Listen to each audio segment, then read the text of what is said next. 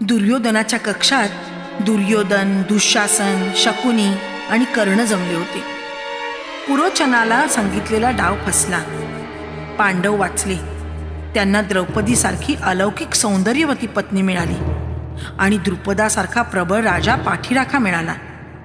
ते प्रबळ होऊन परत येणार आणि आपले कपट उघडे पडणार या सगळ्या विचारांनी दुर्योधन अस्वस्थ होता. विवाहाच्या उत्सवात मग्न असतानाच आपण सर्व सामर्थ्यानिशी त्यांच्यावर आकस्मिक आक्रमण करून त्यांचा पराभव करावा, असे दुर्योधनाने सांगितल्यावर धृतराष्ट्राला देखील पटलं. त्याने सल्लागारांचा सल्ला घेण्याचे ठरवलं. भीष्म चांगलेच संतापले.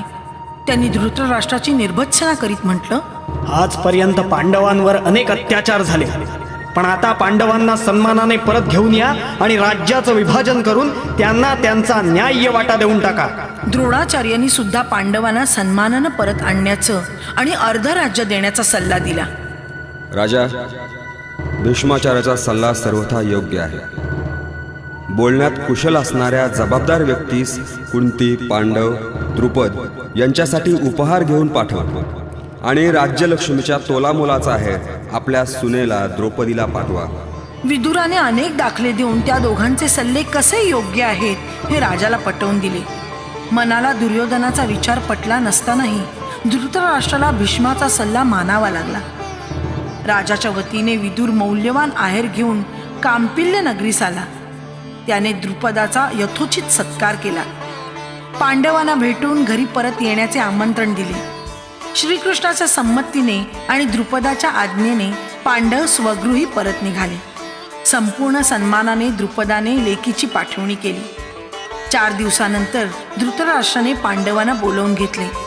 धृतराष्ट्र म्हणाला, दुर्योधनादी पुत्रा इतकीच माझ्या धाकट्या भावाची तुम्ही मुले मला प्रिय आहात.